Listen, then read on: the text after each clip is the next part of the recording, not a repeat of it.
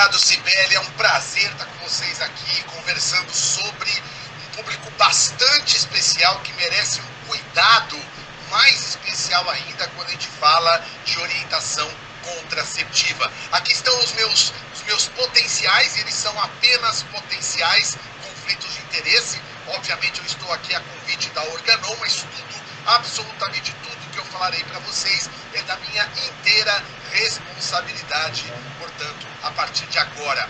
Primeira premissa que eu quero conversar com vocês nessa aula: a gente tem que entender, tem que admitir de uma vez por todas que os adolescentes podem estar transando.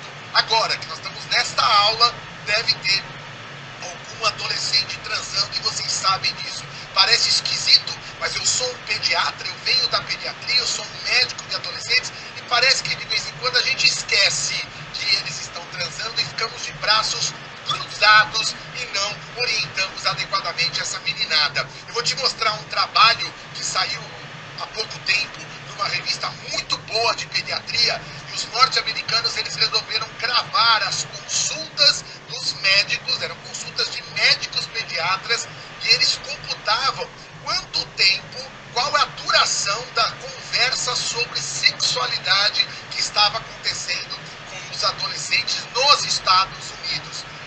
O resultado é assustador. 1/3 dos pediatras norte-americanos conversam zero segundos sobre isso.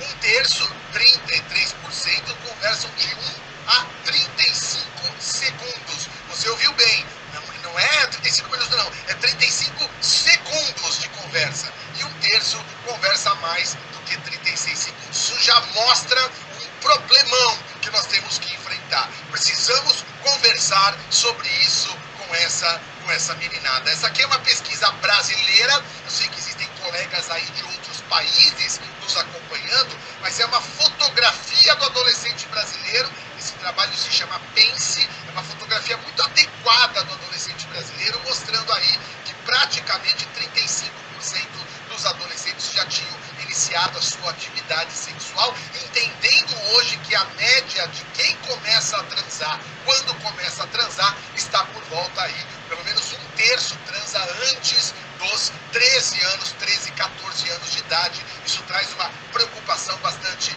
importante para a gente. Aqui você já está vendo um outro dado, que é a não utilização do preservativo. Eu acho que os senhores sabem que hoje a gente passa pela maior crise que o preservativo já encontrou na adolescência. Praticamente, eu não quero encher você muito de números, mas praticamente metade dos adolescentes tem usado proteção barreira, metade tem usado a camisinha e metade não tem usado a camisinha. Isso é assustador se você pensar que nós já tivemos esse valor muito mais alto tempos atrás. Aqui eu peguei só os escolares que estão no 9º ano no Brasil. Pense, até pouco tempo atrás era feito só no 9º ano. 9º ano na escola equivale mais ou menos a 14 anos de idade. Ó, para você ter uma ideia, em 2009 e 2019, como aumenta a faixa de adolescentes com 13, 14 anos de idade que já estão tendo as suas relações sexuais. Segunda premissa que eu preciso também apresentar para vocês: se eles estão transando, eles podem engravidar. E vocês sabem disso, que quando existe uma gravidez na adolescência, raramente existe uma mudança nesse momento de vida para melhor. Sempre estou dizendo que não é legal ficar grávido. Estou dizendo que do ponto de vista prático, social, econômico, para essa molecada, engravidar na adolescência traz implicações. Implicações no trabalho, implicações na escola, implicações na sua vida social como um todo. Isso aqui são os dados de adolescentes que nasceram, filhos de mães de adolescentes que nasceram vivos.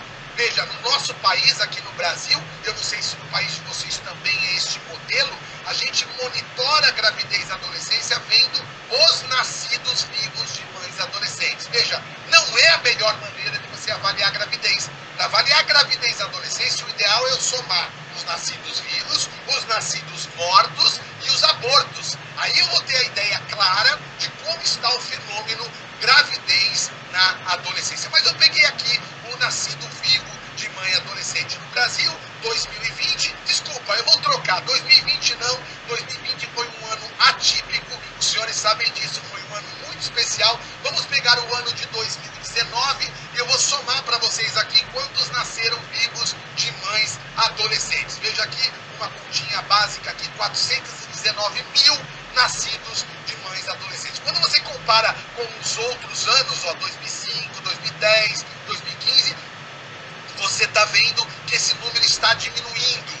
E aí você fica feliz, fala, nossa, estamos diminuindo a gravidez na adolescência. Isso, cuidado com essa interpretação.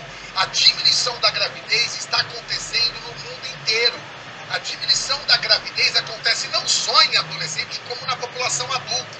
O que nós precisamos deixar claro aqui no Brasil e para vocês também que estão acompanhando, mas eu vou trazer um problema brasileiro para vocês, é que a redução de gravidez no Brasil é uma das menores do mundo. Portanto, temos um problema. Não adianta só reduzir. A gente tem que reduzir e reduzir bem. Isso aqui é um gráfico do Banco Mundial que compara a redução do mundo com a redução do Brasil. Olha como nós não estamos bem. Estamos perdendo aí para o Paquistão, estamos perdendo para a Índia. Dá uma olhada depois do indicador do teu país. Então hoje aqui no Brasil, nós estamos praticamente com o mesmo indicador do Sudão. Olha que desconfortável. Estamos com o indicador de gravidez na adolescência igual ao do Sudão. Tá?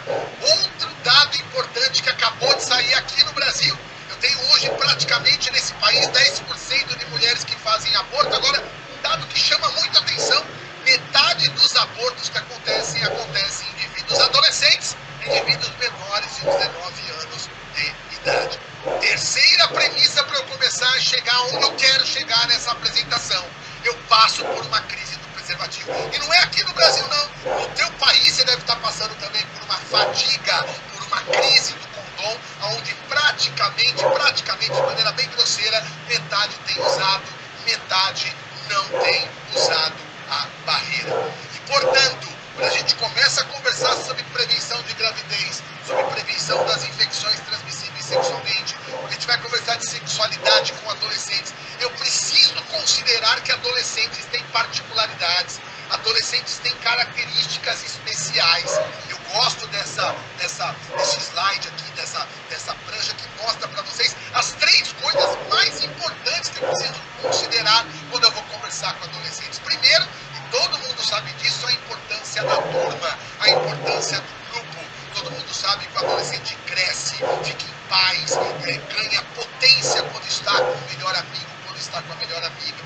Então, todas as vezes que a gente vai conversar sobre um assunto, sempre pergunte o que tua turma acha, o que teus amigos pensam, o que seus amigos estão falando sobre isso. Essa é uma estratégia interessante de você abordar qualquer assunto relacionado à sexualidade e, claro, à saúde reprodutiva com os adolescentes. Entenda também que o relógio que o adolescente usa não é o mesmo relógio que a gente usa. É um relógio de urgências improrrogáveis. Vai ter um show agora aqui do Justin Bieber. Já tem meninos e meninas acampados 3 meses antes na porta do estádio, porque acham que vão perder o show, acham que não vão conseguir entrar, acham que vão pegar um lugar ruim. Eu preciso considerar esta variável tempo esquisita na cabeça do adolescente.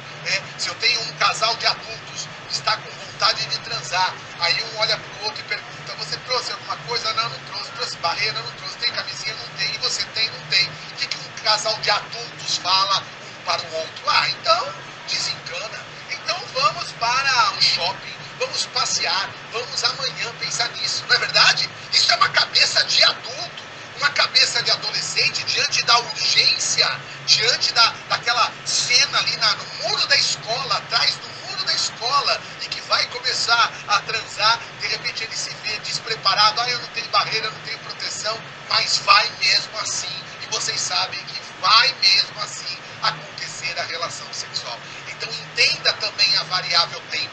Tomar uma pílula, por exemplo, parece fácil para você que tem mais de 25 anos, mas não é tão simples tomar todo dia no mesmo horário para uma menina de 16, 17 anos que tem esse cérebro que funciona com esse tempo diferente. Outra consideração que eu preciso fazer com vocês: tudo que a neurociência nos apresenta hoje sobre o desenvolvimento do adolescente. O adolescente tem uma área no cérebro que fica lá no meio do cérebro, que que é uma área da recompensa, é uma área da excitação, é uma área do uhul, é uma área onde eu vou explorar coisas novas. Esta área, hoje, não se tem mais dúvida nenhuma que ela está prontinha, já com 12, 13 anos de idade. Não tem mais nada para acontecer de maturação naquela área. Agora, a área do freio, aquela área que faz você respirar, pensar nas consequências, não há dúvida nenhuma que hoje só fica pronta na cabeça de um menino ou uma menina por volta dos 23, 24, 25 anos de idade. Então entenda comigo, estamos falando de uma população que tem um acelerador grande e um freio pequeno.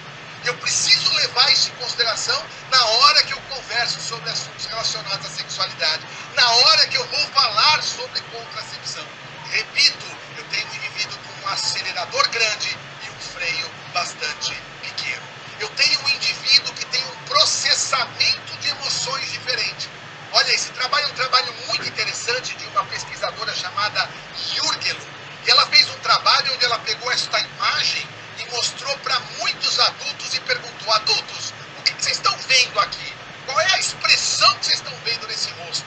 Você vê na publicação que ela disse, que ela publicou que praticamente 100% dos adultos acharam que isso aqui era medo, pânico, susto, terror, assustada, né? Eu acho que todo mundo está vendo isso, pelo menos se vocês são adultos, devem estar vendo isso nessa imagem.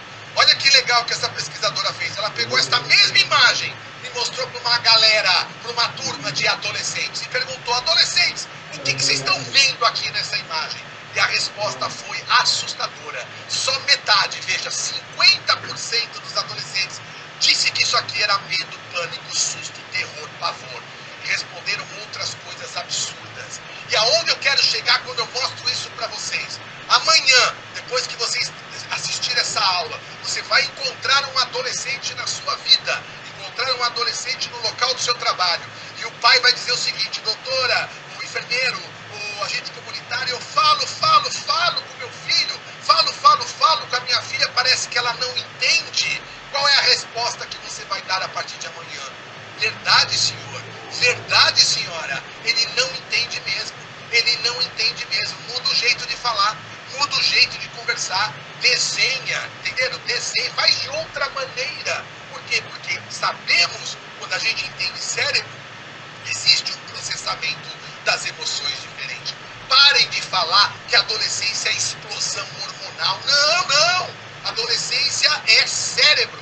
Se eu entendo o cérebro do adolescente, eu consigo me colocar melhor diante dele nas orientações, inclusive no assunto de hoje, que são as orientações contraceptivas. Então eu sempre digo, vamos pensar mais em biologia e atribuir menos teimosia, porque as pessoas atribuem sempre, não, teimosia, é rebeldia. Não, é o cérebro do adolescente que funciona dessa maneira. E aí, eu consigo compreender melhor qual é a dimensão dessas questões relacionadas à sexualidade do adolescente. Primeiro, uma sexualidade que acontece no corpo, renovado por mudanças super rápidas. Os senhores sabem que a puberdade demora de 2 a 4 anos.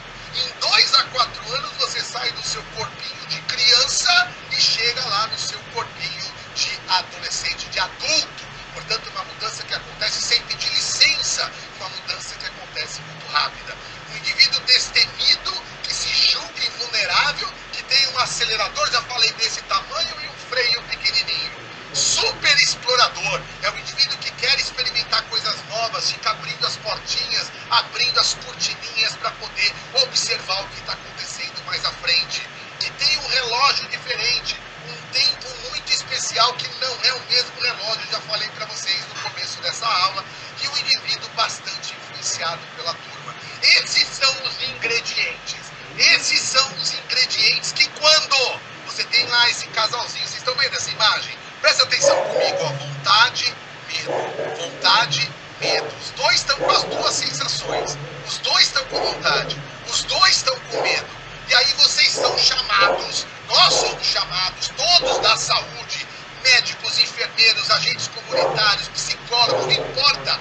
Nós somos chamados a conversar com eles para adotar uma estratégia contraceptiva que funcione. E olha quanta coisa eu preciso levar em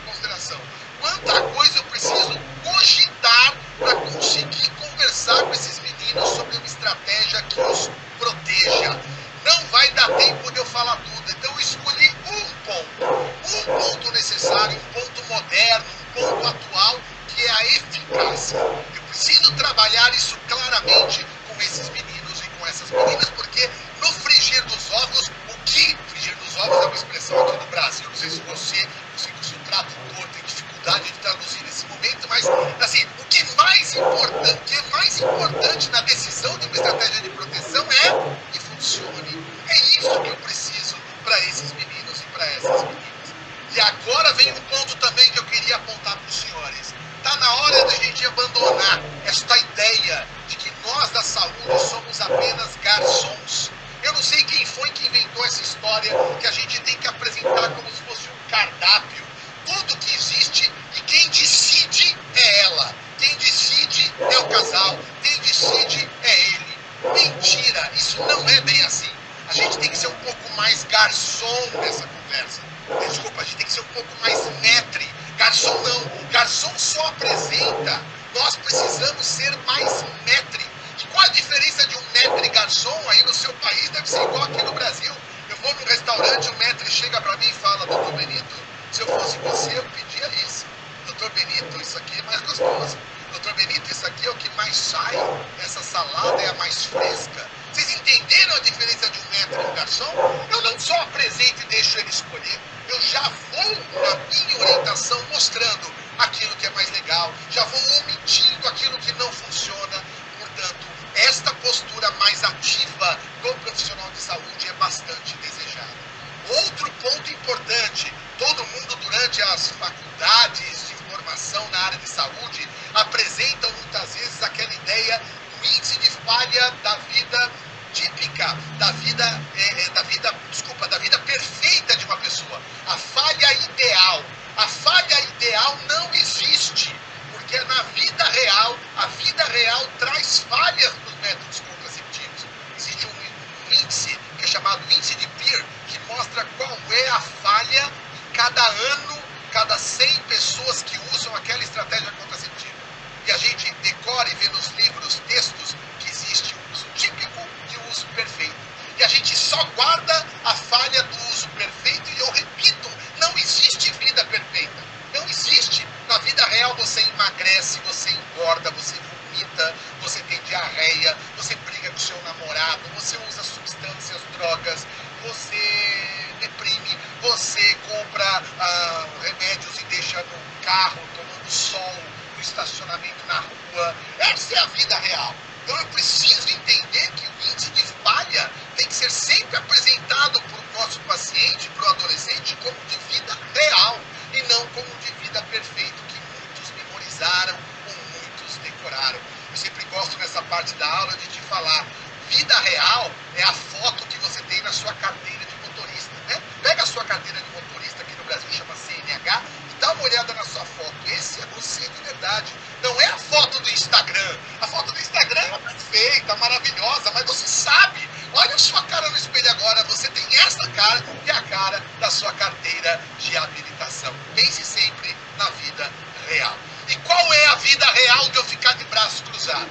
Se eu fico de braço cruzado com estes adolescentes, não ofereço nada, ou como eu comecei essa aula mostrando que praticamente 2/3 dos pediatras não falam nada sobre sexualidade e contracepção com seus pacientes, ao final de um ano, quantos voltarão grávidos? Um número absurdo, 85%. Se eu não faço nada durante um ano, deixar essa meninada transando sem nenhum tipo de proteção, 85% voltarão grávidos. Agora eu vou falar de barreira, agora eu vou falar de camisinha. E camisinha é um método que anda passando por uma crise, eu já falei com vocês. Mas vamos imaginar que você resolva sustentar. Eu só vou falar de camisinha, eu só falo de camisinha, eu só ofereço camisinha para essa meninada e deixo eles usarem durante um ano esse preservativo, e esses 100 casais, e ao final do ano você vai perceber que 18 engravidaram. Esse número é absurdo. Essa falha é altíssima. Repete comigo agora, você está assistindo essa aula, repete agora em voz baixinha aí no seu computador. Não alicerçarei saúde reprodutiva, eu não me basearei em saúde reprodutiva em cima de camisinha. Não dá certo. Acabei de te mostrar que a falha é muito grande. Tá? Existem trabalhos mostrando aí que praticamente 1 em cada 4 homens tem dificuldade de timing de colocação. Não sabem a hora de colocar, ou colocam tarde demais ou tiram cedo demais. 4 homens têm dificuldade de tamanho de camisinha. Não conhecem o seu tamanho de camisinha, e esse é um ponto importante de orientação sexual para essa molecada. Né? Nós temos 3 tipos de camisinha aqui no nosso país, por exemplo, 2 disponíveis no serviço público. Nós temos aí praticamente 10% de adolescentes que têm dificuldade de desenrolar a camisinha até o final. Tem gente que acha que camisinha é uma boina, você acredita nisso? Acha que é só na glande que coloca. Eu tenho praticamente 1 em cada 5 homens, olha que legal, 1 em cada 5 homens que tem dificuldade de ereção na hora da colocação da camisinha. Eu preciso conversar isso, eu preciso explicar isso. Isso é verdadeiramente educação sexual. Porque na hora que acontece isso, ele usa a mãozinha, ele pensa em alguma coisa, ele faz uma mágica qualquer, ele pede ajuda para o seu parceiro, para a sua parceira, ele não pode arrancar, ele não pode tirar nessa hora. E esse é o grande problema.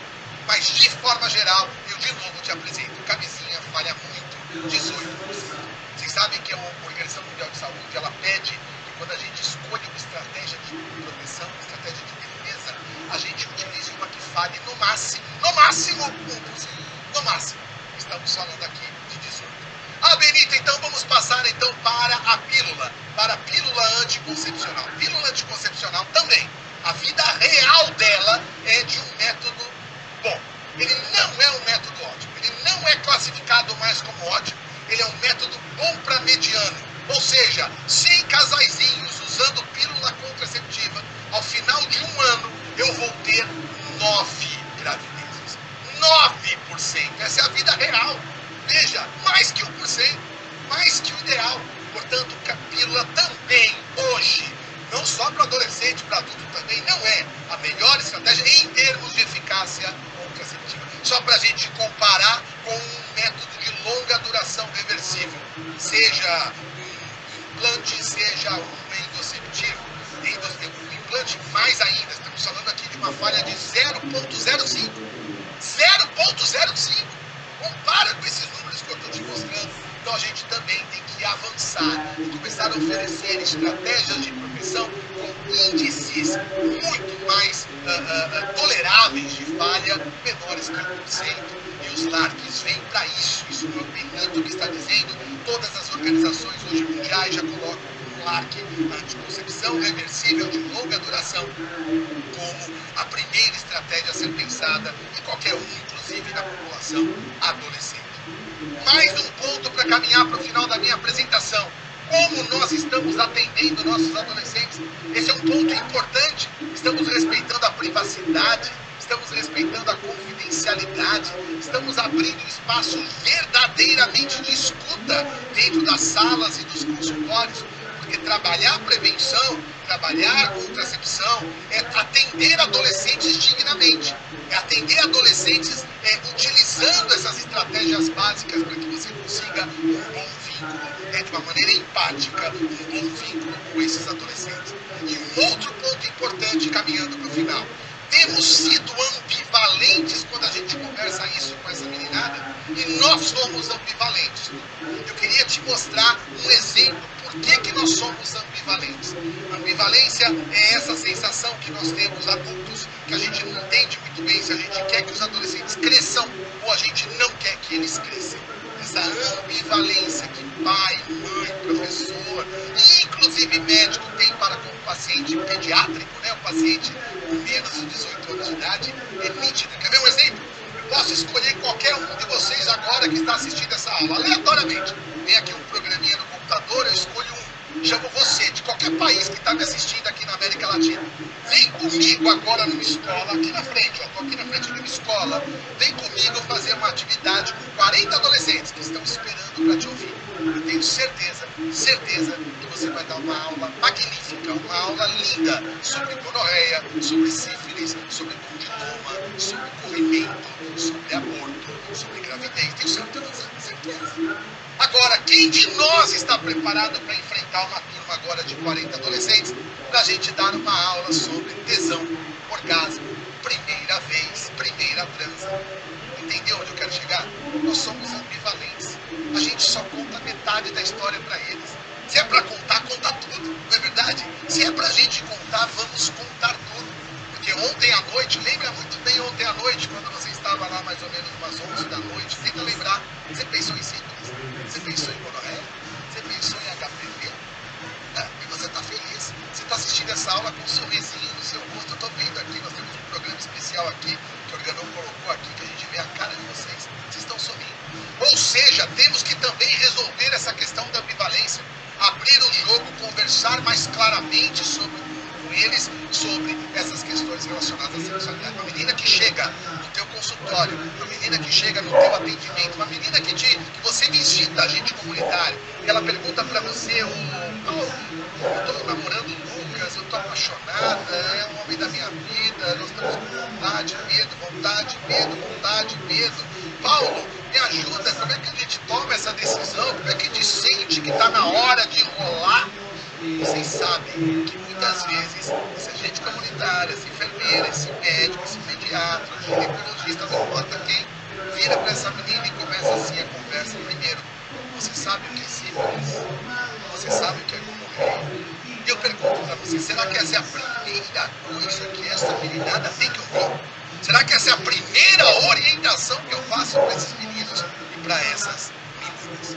Eu tentei aqui nesses minutos resumir aquilo que é o mais importante, mais inquietante na hora da gente conversar sobre contracepção com os adolescentes. Vamos ver se a gente consegue ainda responder uma ou duas perguntinhas, mas eu já agradeço muito ter estado com vocês nessa aula. Um beijo grande.